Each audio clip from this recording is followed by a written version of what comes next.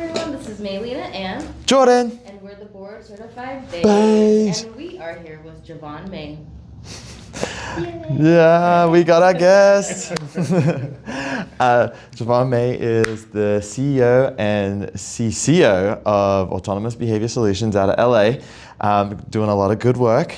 And he has been a mentor, somebody that I've known for about a year, a little bit longer. A little bit, somewhere around there. Yeah. And he's always dropping knowledge and always trying to help and support people. And we thought he'd be a wonderful guest just to talk business, talk ethics, talk sustainability and growth, and all those things in between. So thank you for wanting to be on with us. No, thank you for having me. We're so I'm honored to do this podcast. Absolutely. I appreciate it. We know we've been wanting to do this for some time. So like, yes, we got I know, to do we it. had to come all the way up north to be able to finally get together. Right. Yeah, for someone who lives 40 minutes away, we had to travel 8 hours to get together, which is hilarious. Well, diving into like some of the questions, because we like to keep our episodes short for those that are driving between. And as you know, being a business owner, you got some staff that drive 20 minutes between sessions, and these episodes are for them. This is why we do it. So just to start, you are the CEO and the CCO, and nobody really talks about the CCO, but the Chief Clinical Officer, right? And so why did you decide, when you are the CEO as well, right? Why did you try to keep yourself grounded in the clinical side by becoming the CCO as well? Because that's like two hats. Yeah. There's two things you got to think about. And how was that decision? When I thought about it, I think there are like two components of it. One being, like you're saying, I wanted to keep the clinical aspect of, why I got into this field in the first place, and as a board certified behavior analyst. I didn't want to lose that. It's almost like, a second last name that you work so hard for, and now you get pushed into business, and it's like, well, yeah, there's a business side of it, but then also the clinical I'm still very passionate about. I think too, as I was building my company, I wanted to make sure that, interestingly enough, that other people who are growing within my company can see a role or position that they can aspire to be as well. So a lot of times companies, they'll just say, okay, I'm the CEO and that's it, but they won't actually bridge out to say, hey, there's another role that kind of oversees and ensures the clinical side and the quality of the organization is also sound. So even when I first started, it was like, okay, I'm the clinical director first, and then changed that role. Or I had assistant clinical director before, I was like, okay, let's push you into clinical director. So I think it's important, even staff who are growing up, to see like, oh, so there's an assistant clinical director I can be. Oh, once I'm past this phase, there's a chief clinical officer that's also possible. So eventually, of course, I may have to choose one as I grow and expand, which is okay. Yeah. But I think just to see organizationally that there's that still clinical aspect, to Autonomous Behavior Solutions was still important to me. No, I mean, that makes sense. And I think it's cool too, is that you plan to work yourself out of the job. Yep. Yes. I mean, essentially that's what a BCBA is doing every day anyway with the kids or the clients that they serve, right? We work ourselves out of a job. We always talk about it. It's one of the only fields that you're supposed to be working yourself out of a job, because if we do everything right, they can graduate and they don't need us anymore. Yeah, and I also love that you're very much looking to the future. Like, how do I set this company up for success, but also the people that work for the company? That's amazing. And as we kind of get into that, can you tell us a little bit about like, what does sustainable growth actually mean to you? What does that look like as you're kind of growing this company? And do you ever feel like, or what do you do to make sure that you're not compromising the quality aspect to it all? Yeah, and I think sustainability, you have to think about both. I think, and nothing wrong with non-clinician owned based agency. I think there's some that are ran very well. I just think that there's an aspect of sustainability that we always think about, and it is true, right? Like, you have to know how to run the business, and you have to know how to not grow too fast, right? You have to know how to manage and balance the financial piece, so that's also sustainable as you grow too. more money, more problems. Wise man once said that. It definitely is. So I think there's a part, right, where the business side and being able to manage it financially so that it can grow sustainable, but also I think clinically not growing too fast and not bringing on too much, not only for yourself, but also your team, right? Because something can impact that growth, right? And again, it doesn't necessarily have to be something tangible that you can see, but I think it's those people that you employ, right? Those BTs that are starting up in the field. You don't want them also to burn out as you're growing. So I think sustainability is not only monitoring the entire company and organization to ensure it grows, and not only grows, but also we're still providing quality care. Yeah. We're still measuring what that quality care looks like. We're still putting benchmarks and goals in place, but I think also growing it so that the people under you can grow with you, and not too fast or also not too slow, right? Because as a business, and if you have goals and metrics, you also want to meet that as well. So I think it's monitoring the growth not only but for yourself, but for others, because again, you're not just doing it by yourself, right? So there's so many people who aren't like entrepreneurs who can just go and go and go, and we see wait lists expand and grow, and it's like, well, do I want to take all these clients? I want to, but should I? Is it sustainable right now, right? Yeah. Do I have systems in place currently that are flowing, that are fluid, before I try and stack and add more on top? So I think that's something I often see with sustainability is, no, get your standard operating procedures in place now, get everything flowing, get everything running, so that you can continue to grow sustainably, as well as being sensitive to the quality care too. Yeah, and I mean that's always going to be a battle as you get bigger, right? Like you're talking about the heart and soul of it, like the core reasons why you started has to still be in there as you grow, and taking care of the staff is a really big important part, because they're the ones that are doing most of the work. We lose them, we lose everything. So there's a balance between keeping them happy, keeping the right work, keeping the right clients, the right distance. So many like little variables that go in to keep a reinforcement schedule for the business going, right? So I love that you're planning for all those stages and thinking about them now, because I'm sure that it's also, and you can say this because we don't have one, but like, is it easier to do it while it's smaller than larger? I think there's a little bit of, as you grow and expand, there's again more people you have to oversee, more decisions that you have to make, and more not only oversight, but also, taxes increase, payroll increases, right? The liability and just the risk factor goes, right? And that's with anything, right? The risk increases as you expand and you grow and you have more staff, you have more people that you're accountable for. So I think being small is something that wasn't a goal for me, and it still isn't. The goal is to push multi-statewide long-term, and to be able to build a solid foundation and base so that we can replicate not only within California, but across states. However, there's totally nothing wrong with being small. I think when I first started, it was just me. So, it was manageable, but I also just know in order to meet my goals for not only myself, my family, my career, but also the community that I'm a part of, I'm going to have to grow and expand, right? And that's the goal of disseminating the science and providing as much support to children, youth, and adults as possible. In order to do that, I'm going to have to grow. So I'll say it's both comes with its pros and cons, small and large. I think there's more autonomy when you do grow and expand, and if you're able to delegate appropriately and be able to get people who you trust to work for you, I think it's a little bit more manageable, but there's always ups and downs regardless of what you do. So you're a BCBA working for an agency or yourself, or you're always going to run into some challenges. So I'd rather it be my own challenges. Yeah, that's right. That's fair. That's definitely fair.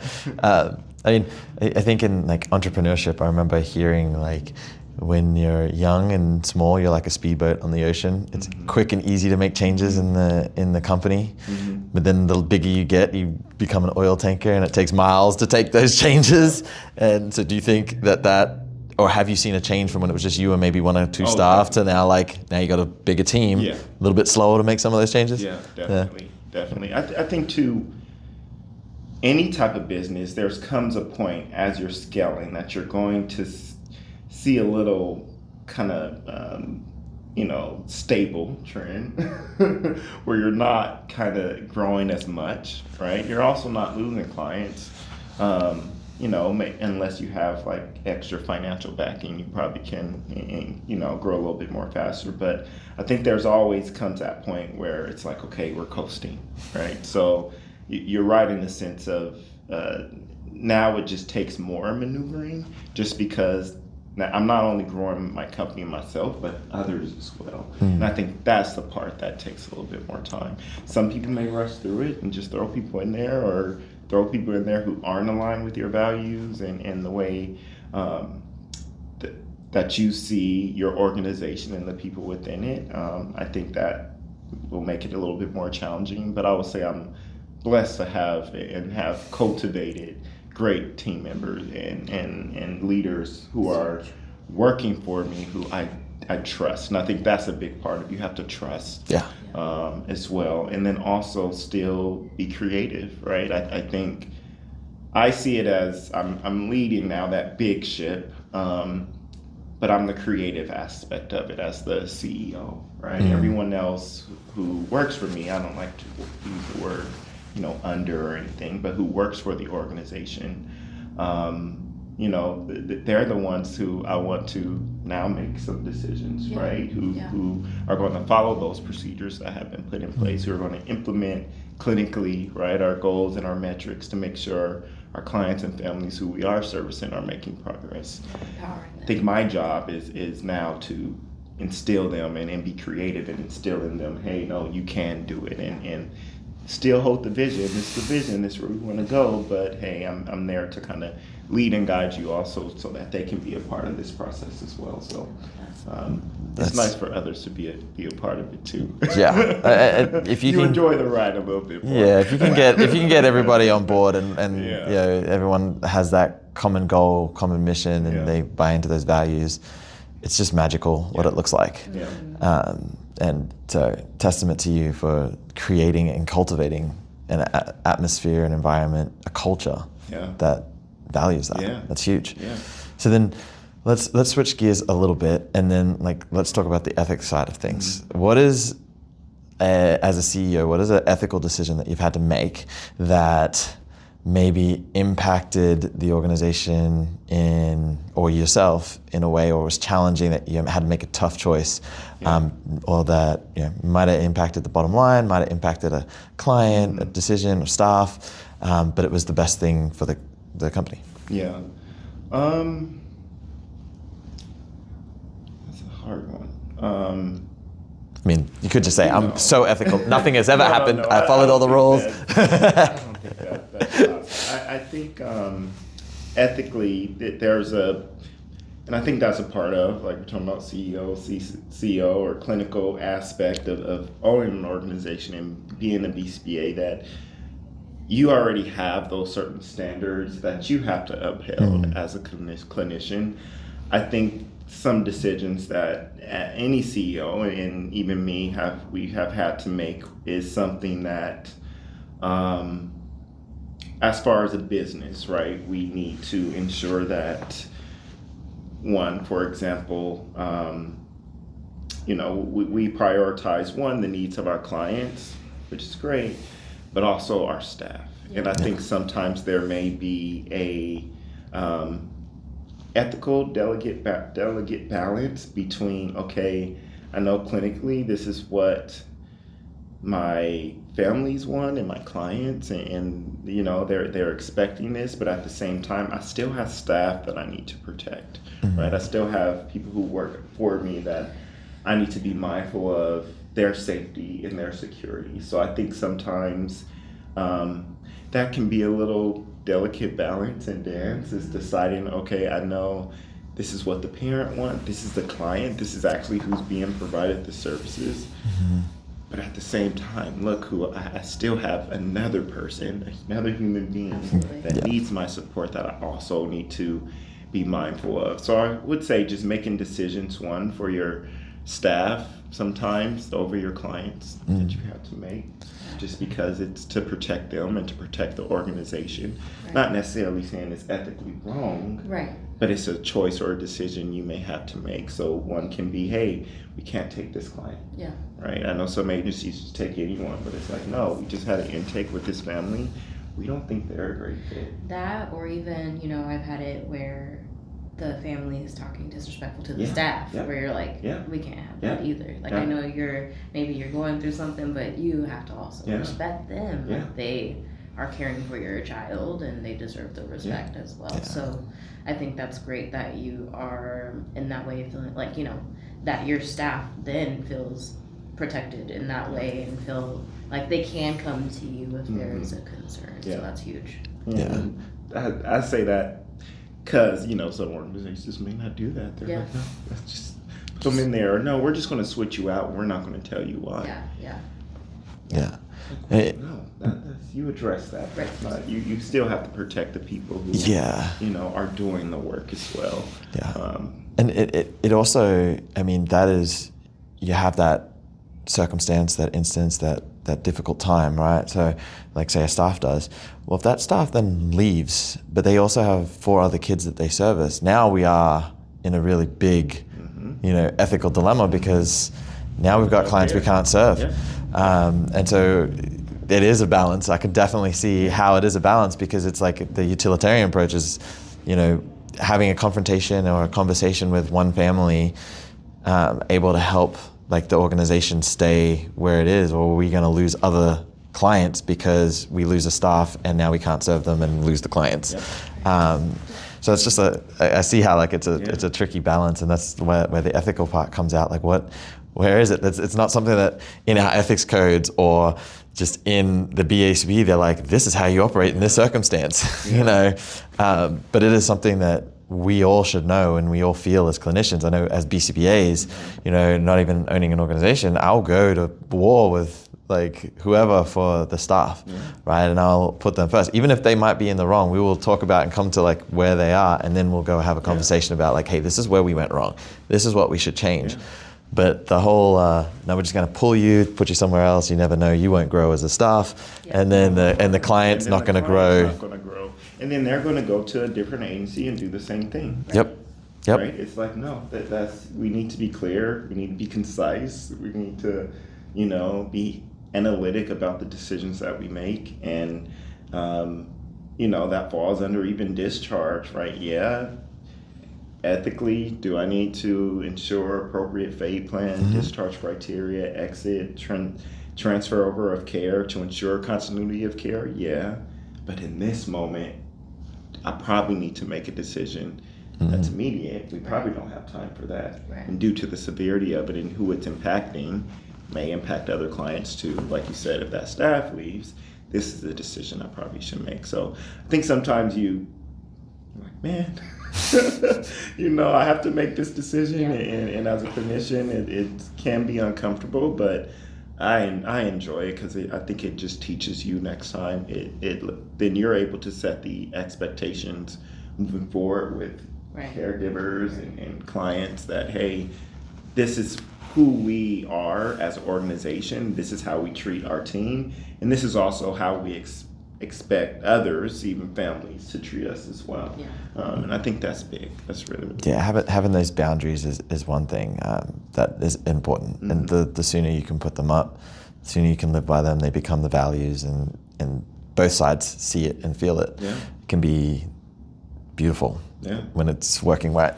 Yeah. Right, but there are those times it's not. And so I think that brings to a good point, because like what we're talking about right now is something that somebody who's aspiring, or a BCBA that just came in and they're like, I want to eventually have my own and build something. That might be something that they're underestimating as what's going to be a difficult challenge, because it's like, no, it's just all about the service and everything's going to work great. And that's kind of how we see it, because we're like, I love what we're doing. I love the science. I want to help. I want to change. So what is something that, as the CEO that's been through, phases and you're continuing to grow, what is something that you would want to advise a BCBA about to start, or somebody that's thinking about opening an organization, going out on their own, not to underestimate? Like, what is there something that's like, hey, like, you got to think about this part too. Yeah. It's not just show up, do the work, do this, right? Yeah.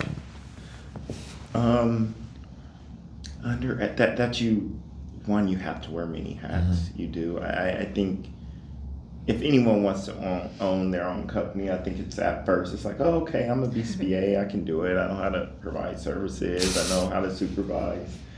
But they don't think of, or they don't really sit down to lay out a plan that, hey, there's one huge financial aspect of this that I have to ensure.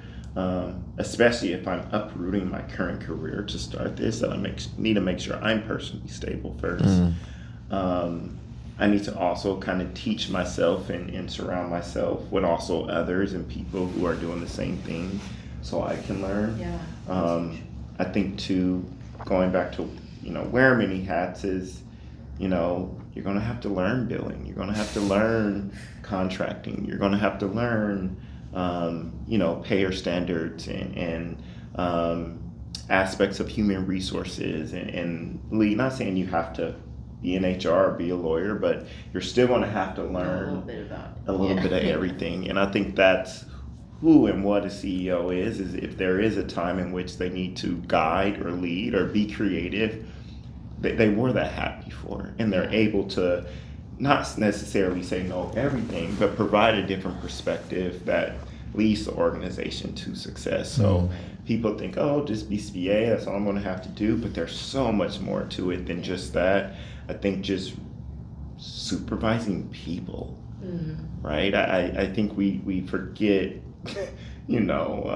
clients is great, but to oversee staff takes also a lot of knowledge and patience and being able to listen and understand and kind of get rid of your own personal ego sometimes, and also make decisions that are uncomfortable. Absolutely. Right? Yeah. And do it with confidence as well. Yeah. Right? Yeah. So I think people who want to shouldn't underestimate one, themselves, but also ensure not to underestimate the effort that it takes to build an organization, a successful one, of course, right? Yeah. So I would say just be ready to dive into a bunch of things. Yeah. There may be times where you may have 12 hours days, some days maybe 6, but that's a part of the job. Yeah, and right? what I'm hearing you kind of say is like, you could be a good BCBA. That don't always translate to being a good leader, owner of a company. So yeah, that's huge. Okay. And I would also say, sorry to cut you off, like there becomes an added level of responsibility, right? Because now you're not just a cog in somebody else's machine, right? Being a BCBA for somebody else, right? Where that agency or whoever it is now like they're responsible for you technically, right? And they're going to stand by you and try to shield you and protect you. When you go out on your own, do you feel like you were like, I'm just here with no shield? I'm responsible for all the decisions that are being made right now, and I have to own that. Yeah, I still this day, you guys, it's and me. I think of it that's a part of the job, but my staff and my team can always walk away. Mm-hmm.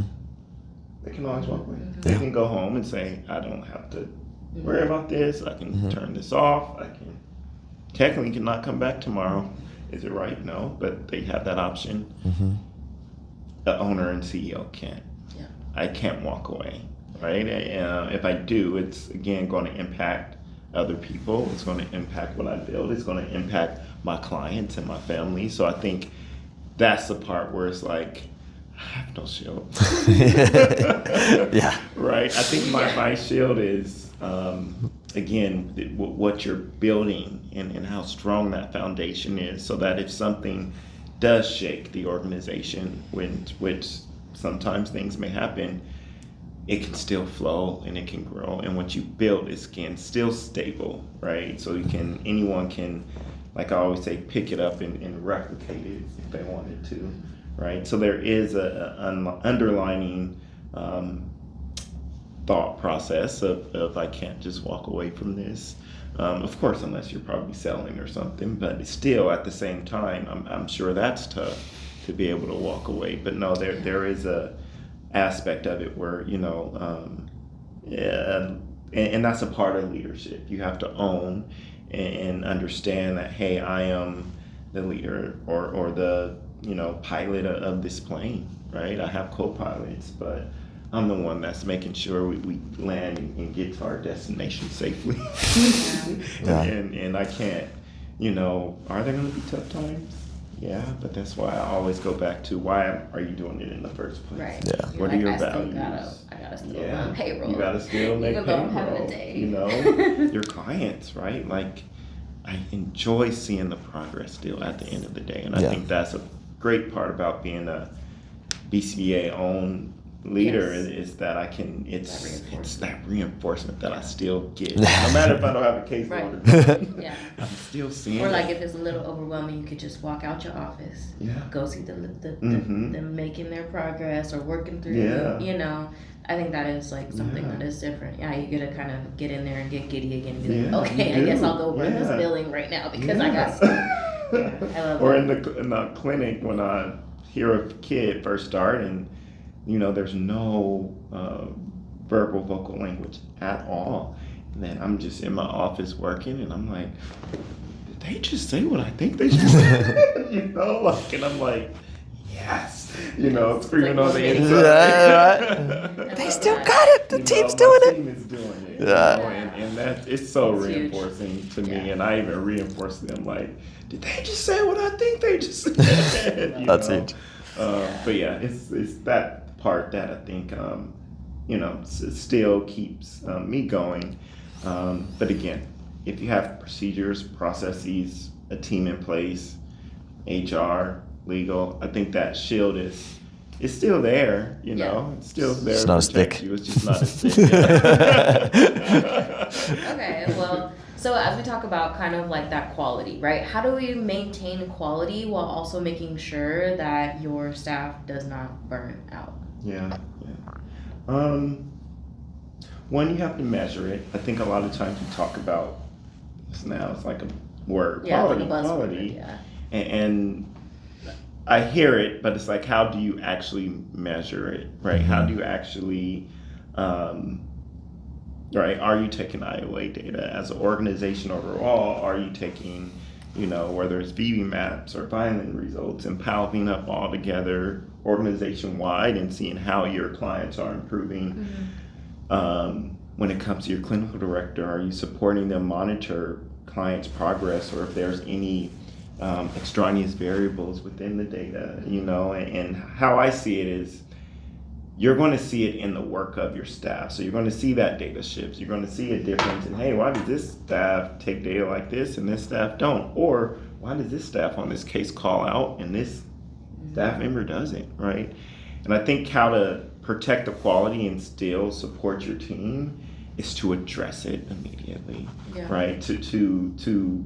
And not place the blame or not, Don't let it fester. Don't let it fester. Not criticize anyone, but figure out why, right? Is there something going on in your family life? I noticed that, you don't show up with the same enthusiasm anymore. Is there anything I can do to help you get that back? Or I know you just lost a loved one. Is there anything that we can do to help, support you through this process? And I think that's the part that not only protects your staff, but also ensures that they can still give that quality. Absolutely. Without compromising the services and the goals that you have set forth for your organization and your clients within your organization. So I think there is a part where, one, measuring it, two, not only measuring it, but watching the data physically, and is anything clinically or operationally within your organization, addressing it, right? And not letting it fester. I think that's when things can get a little sticky. Oh yeah. Yeah. Because even if they're not telling you, doesn't mean they're They're telling not everyone telling else. everyone else. Like Kind of turns planned everyone ignoring doesn't work it in that doesn't work. in that work, position, you know, and one bad seed can ruin the whole flock. Yeah. Rather than just taking on the issue. Yeah. It's just And one of our values is circle of transparency. And when I tell you, that's what I love think. that. That is awesome. Like, write that down. Write Yeah. that down. It's like circle of transparency. I'm gonna change. To the point where I don't have a pen. bring not only clients but staff in, and we'll be transparent about what's going on, the reason why. Yeah. If there is something, a pattern that we're seeing, talking to them about it, not necessarily, oh, you get a write-up, or now it's like, no, things happen in people's lives. Let's get down to the root of what's really going on, right? Absolutely. It's still a job. It's not like, it's a hard job. It's a meaningful job, but it's still a job. It's not who that person is. It's something that they do. And understanding that. I think that's huge, and that's what you're talking about.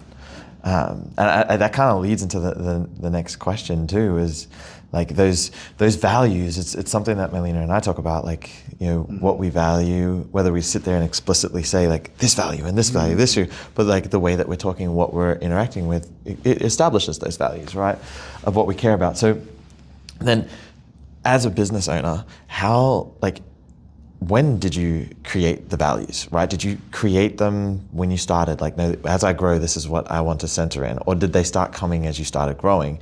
And then how do you make sure that they are implemented and not just shown up online or whatever? Because you can post whatever you want to look anything, right? You see like all the, social media people, and then behind the scenes you're like, whoa, right? Like, how do you keep that the face is the heart and not just the face is the face and we do something different? Oh, that's great.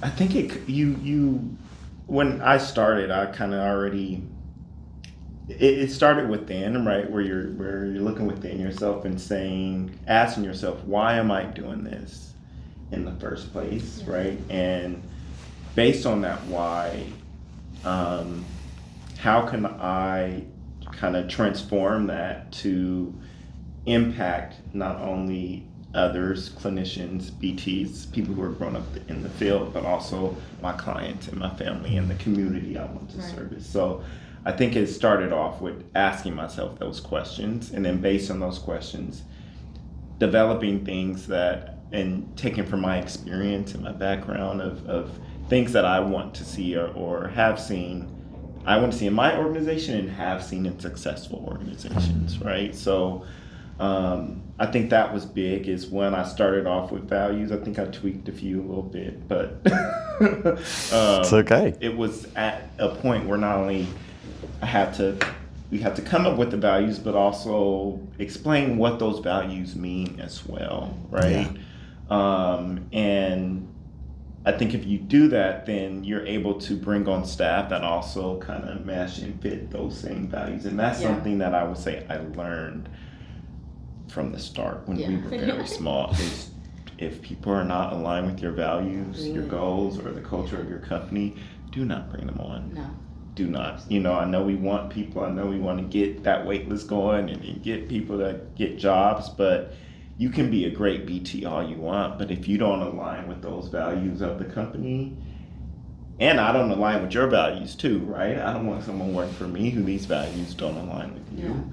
Then this probably isn't a good fit. And it's something where not only can you define, but this is not as behavior analytic, but you can feel it, right? And I guess how to, topographically define it is when you walk into our organization, it's contagious, where you can identify, hey,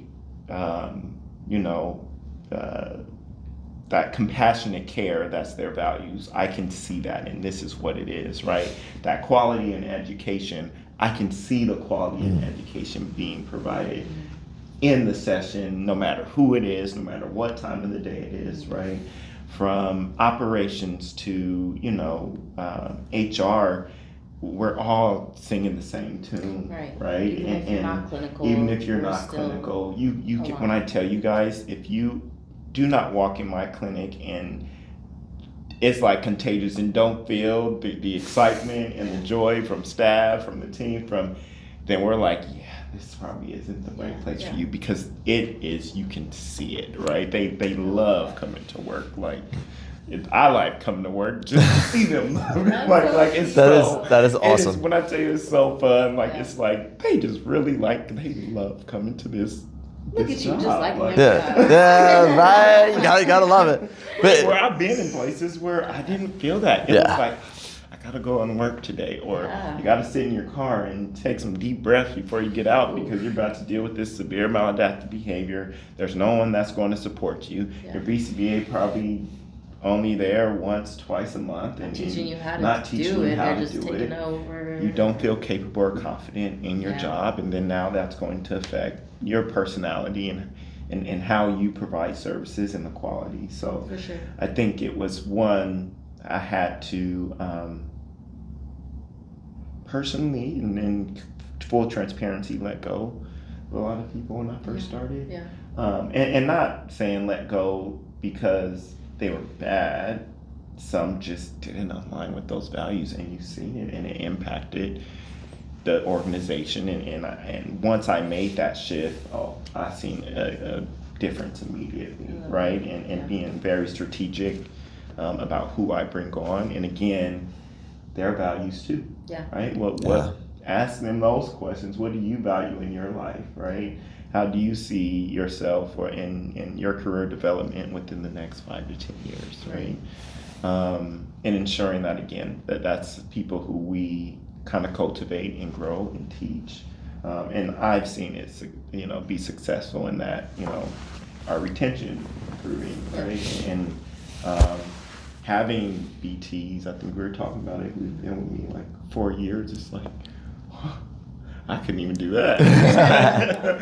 But I go back and I said, well, if I worked for an organization that, again, had values, improved its culture, who took care of its team, then I probably would have been at that organization 4 or 5 years, as a BT. So I think it goes down to that, just ensuring that, they align with your values and you're very clear on what those values are, and don't let yourself as a leader stray away from that too, because going back to that is your why.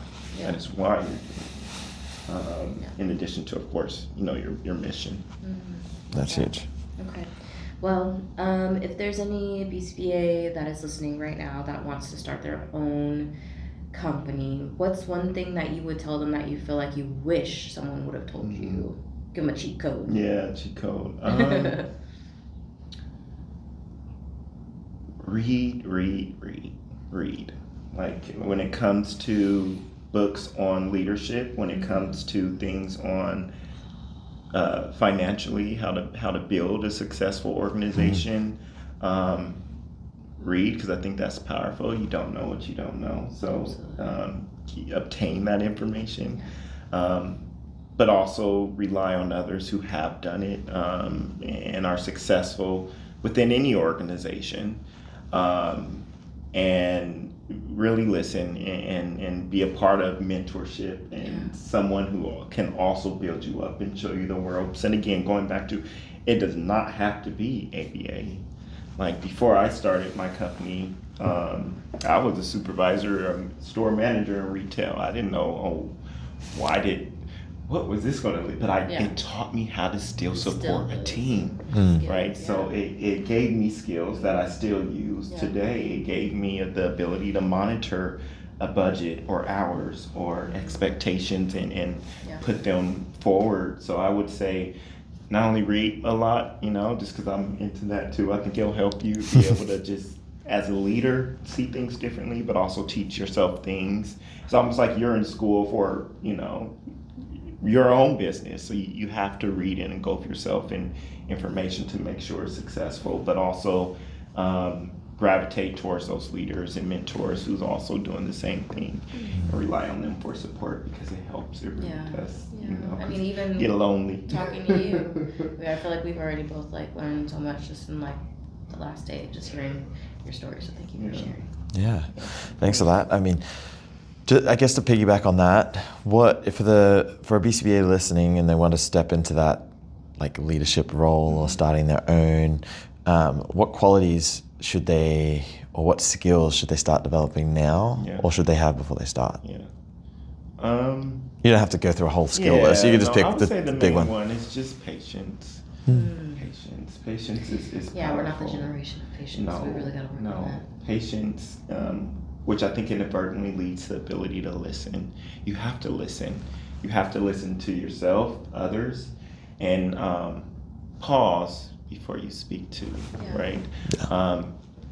I think we're all still working on it, but I have in my mind, I don't want to necessarily speak even within my organization if I don't have something intentional to say, right? And I think that's important because it allows you to absorb others, their thought process, how they think about things, different perspectives, your own biases, and really be able to make a decision that's not only impactful for yourself and your organization, and if you want to grow a company, but also others. So I would say a big quality, and like you said, I don't see it often. When I have siblings who are like, hey, when you work on your patience, there's some toleration training going on here. It's patience. That's a good one, and that's one that I feel like I don't hear people say. Yeah. You know, it's like, oh, you need to be, you got to be a leader. You got to have integrity. Like you see these like all these words that people use, but patience isn't usually one that I hear. Yeah. And for us in this field, it's one that we should probably have a lot of. Yeah. So. Slow and steady. Slow is steady, and steady is fast. It's true. And that what helps you really get grounded in why you want to do it and to move forward. There may be ups and downs, that's with anything, but move forward with confidence and conviction that, again, you're a continuous learner as well, right? And I think, again, going back to with that comes you have to have patience. Yeah. Right? I know we have certain goals where I want to do this and I want to get to the point where, I just want to sit on the beach and not have to do anything. Yeah, people see that part only in their mind. See that only? They're like, but all I gotta do is. There's so much work that goes into it. So with that, you have to have the patience, right? Because again, it can, you can burn out too as a leader. You really can if you don't have it. Yeah. That makes sense. Absolutely. That simmers down to, your staff as well, because then they'll see, and there's, that's a lot of pressure, but it's great that you really try to take care of yourself as well. Kind of another thing that you mentioned when we were talking earlier is just like you really being intentional about how you care for yourself so that you can keep going for them. So that's huge. And also takes a lot of discipline. So kudos to you. Yeah. You got to take care of yourself, you guys do. That's right. That's important. That is, I mean, you can't fill into others if your cup is empty. Absolutely. I know everyone uses like the airplane, right? You can't put on your oxygen mask first. You have to first ensure that, hey, yours is on, and then you can help somebody else. So same in business, you really do, because they can see it. They can. Families can see it. They can feel it. They may not say anything. Right. They can. Right. Yeah. Thank you so much, and thank you for your time. We know you're a busy man, so thank you so much for making time to speak with us this morning. It has been, it's been great hearing from you, so thank you so much. Well, thank you guys for having me. I'm excited for just everything and you guys' journey as well, so I appreciate it. Thank you. And if you guys are ever in LA, make sure you try to catch him and check out his clinic. Yes. Autonomous Behavior Solutions. And I don't know if you have any social media or anything that you want people to, your LinkedIn, anything that you want. LinkedIn, just Javon May. You can follow me on Instagram, Javon.May, and then Autonomous B Solutions on Instagram as well. And we post everything from right now. We're doing staff highlights, so all of our staff members are being posted on there. And then, of course, we're starting to provide more like clinical resources and knowledge to families. And, That's those Sweet. are the social media Awesome. handles, dropping them down. Yeah. Well, thank you. And yeah, absolutely. We try and tag you in them and have them pop up. Yeah. So you can see it. Yeah, like, one of these directions is going to be here. Got it somewhere. But again, yeah, thank you for your time. We really appreciate it. I think it's been so helpful for not only us, but just others that are going to be listening, just to hear your story and how you're able to do it and do it right. Yeah. Thank you, guys. I appreciate it. Yeah. Well, thank you guys for tuning in, and we will catch you again later. Bye for now.